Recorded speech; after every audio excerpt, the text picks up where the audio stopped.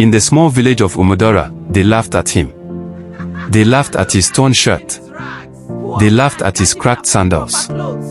They laughed at his tiny piece of land. But on harvest day, no one was laughing anymore. Chinedu was not always poor. Years ago, he inherited just 1 acre of dry, stubborn land from his late father. The soil was hard. Rain rarely favored it. Many said it was cursed land. But Chinedu believed something different. Land is like a child, his father once told him. If you treat it with love, it will feed you. The problem was, Chinedu had no money. While other farmers in Umudora bought fertilizers, machines, and hired workers, Chinedu used his bare hands. He woke up before sunrise and returned home long after sunset. The villagers would sit under the mango tree near the market and laugh. Look at him, one would say. He thinks hard work can replace money. He will die poor like his father. Chinedu never replied. He just kept digging. One year, the rainy season came late. Most farmers had already planted expensive hybrid seeds. Chinedu waited. They mocked him again. Even planting, he doesn't know how to do it properly. He's too poor to even afford seeds. He should just go to the city and become a laborer. What they didn't know was that Chinedu had been saving small money for 3 years. He didn't buy flashy seeds. He didn't buy quick growth crops. Instead, he bought something different. He planted cassava, maize, and vegetables in a special pattern his father once taught him, a method that allowed crops to protect each other from pest and drought. He added organic manure he made himself from dry leaves and animal waste. It was slow. It was tiring. It was lonely. But he believed.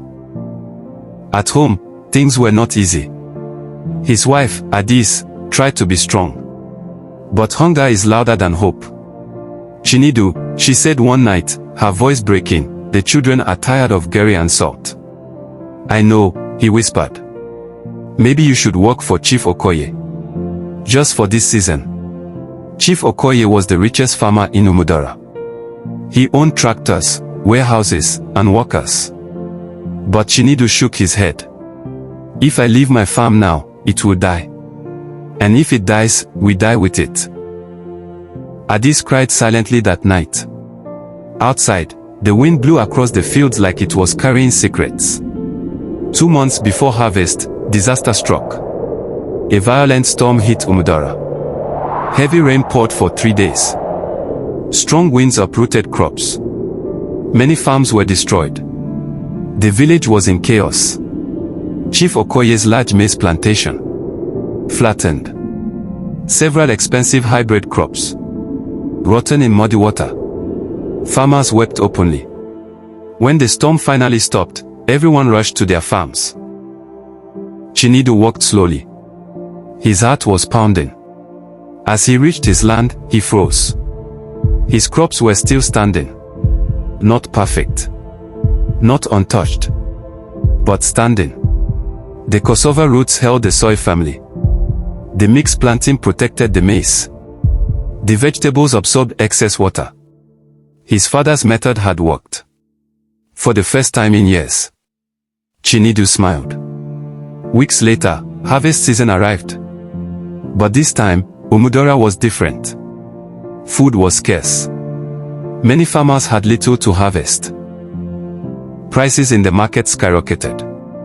Then people noticed something. Every morning, Chinedu carried baskets and baskets of fresh produce to the market.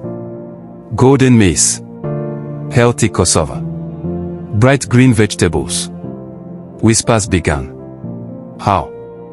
Wasn't his land the worst? Is he using juju? Even Chief Okoye came to his farm. He stood silently, looking at the thriving crops. You did this alone? He asked. Chinedu nodded. No machines. No chemicals. Just patience, Chinedu replied softly. For the first time, no one laughed. That year, Chinedu became the main supplier of food in Umudora. He did something unexpected. Instead of increasing prices like others would have, he sold at fair rates. He remembered hunger. He remembered mockery. He remembered pain. Within months, he saved enough to expand his land. Chief Okoye later approached him with an offer. "Teach me your method," he said humbly. The same man who once ignored him, now asking for knowledge. Chinedu agreed. Not with pride, but with grace. Under that same mango tree where villagers once mocked him, they now spoke differently. Chinedu is wise. Chinedu is patient. Chinedu is blessed. But Chinedu knew the truth. He was not lucky. He was not magical. He was patient when others were proud. He believed when others doubted. He worked when others laughed. And on harvest day, the poor farmer everyone mocked became the man everyone respected. The lesson. They laughed at his beginning, but they could not laugh at his harvest. Subscribe to Dromitune Stories for more shocking twists.